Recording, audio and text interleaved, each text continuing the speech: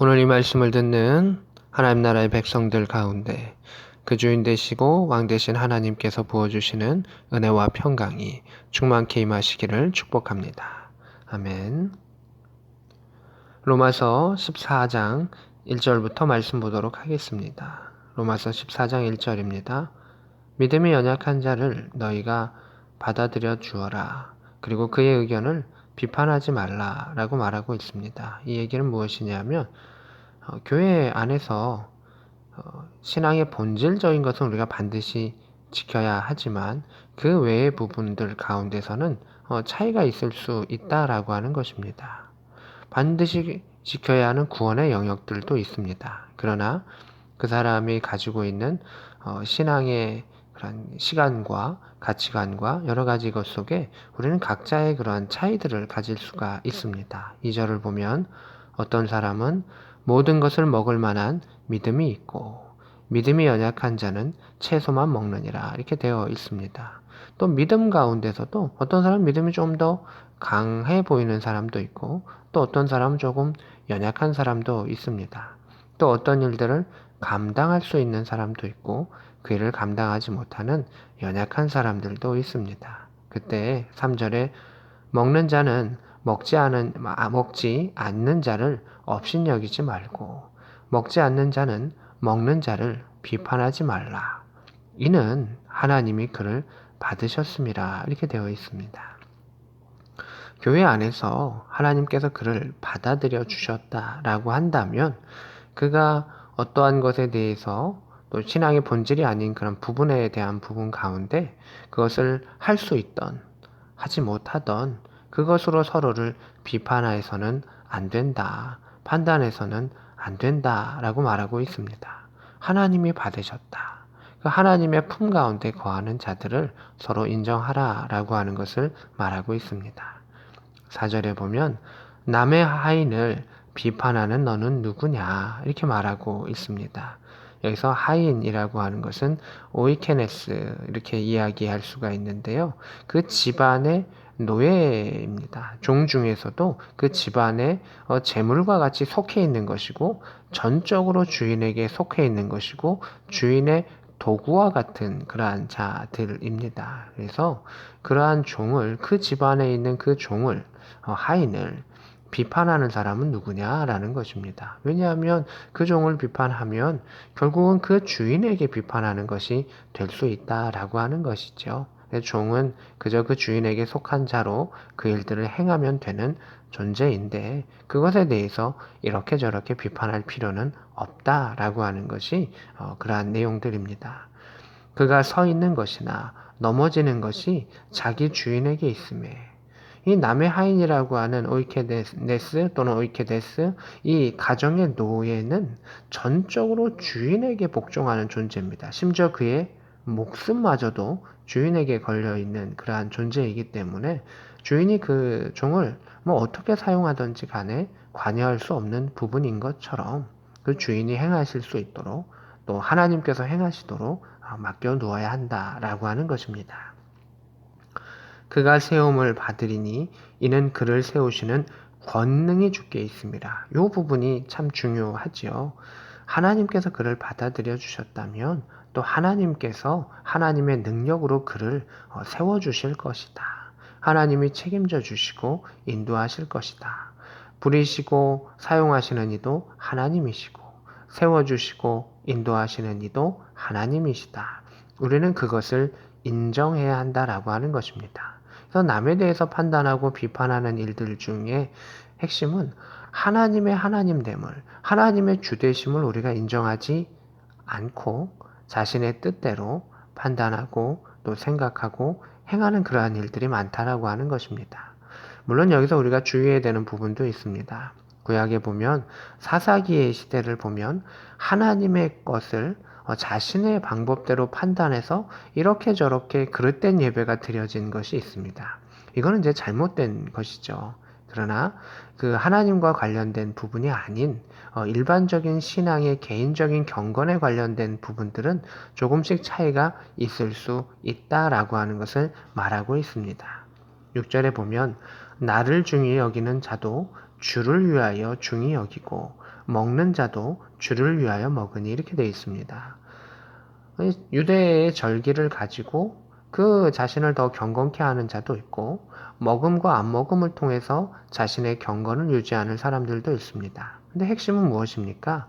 주를 위하여 먹고 하나님께 감사하느냐, 주를 위하여 먹지 아니하고 또 하나님께 감사하느냐, 이 누구를 위해서 살아가고 또 하나님께 감사함으로 살아가느냐가 우리 신앙생활 가운데 참 중요하다라고 하는 것입니다. 이 사람은 개인의 경건을 위해서 이러한 색깔과 이러한 방법으로 살아가는 사람도 있고 또 어떤 사람은 다른 모습으로 살아가는 자들도 있는데 그 삶의 방향이 나를 위한 것이 아니라 하나님을 위해서 과연 살아가고 있는가? 또한 그의 삶이 하나님께 감사함으로 그 방향성에 있는가라고 하는 것입니다. 그가 그렇게 살아가면 하나님의 은혜 속에 있는 자고 하나님께서 세우신 자요 하나님의 쓰임을 받는 자다라고 하는 것을 보게 됩니다. 7절에 우리 중에 누구든지 자기를 위하여 사는 자가 없고 자기를 위하여 죽는 자도 없도다 이렇게 말하고 있습니다. 또한 8절에 우리가 살아도 주를 위하여 살고 죽어도 주를 위하여 죽나니 그러므로 사나 죽으나 우리가 주의 것이로다. 아멘. 이 서로 비판하지 말라라고 하는 것 속에 경건하지 아니하고 대충 살아도 된다라고 하는 의미를 말하는 것이 아닙니다. 바울이 말하고 있던 그 공동체 가운데 다 하나님을 위하여 살아가고 감사하는 모습으로 살아가는 그러한 사람들 가운데에 다 주님을 위해서 그 목숨을 걸고 살아가는 자들이다. 그러하기에 서로를 귀히 여겨주고 존중히 여겨주며 살아가야 한다라고 하는 것을 말해주고 있는 것입니다. 9절입니다.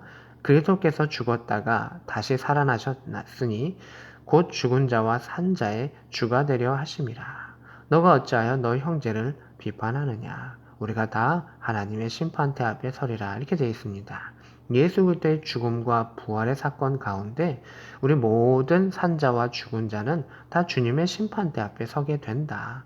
그러하기에 우리가 심판자로 서는 것이 아니라 우리가 그 하나님 앞에 심판대에 설 자로 우리는 충성되이 우리에게 맡겨진 일들을 감당하면 된다라고 하는 것입니다. 그러면 내 일만 잘하면 되느냐? 그것은 아닙니다. 사도 바울이 고린도 교회에 이야기했듯이 자신은 하나님 안에서 자신도 사랑하고 또 이웃도 사랑할 수 있어야 하는 것이죠. 바울이 여기서 말하고 있는 핵심은 자신을 먼저 하나님 앞에서 잘 살펴라 라고 하는 것을 말하고 있는 것이죠.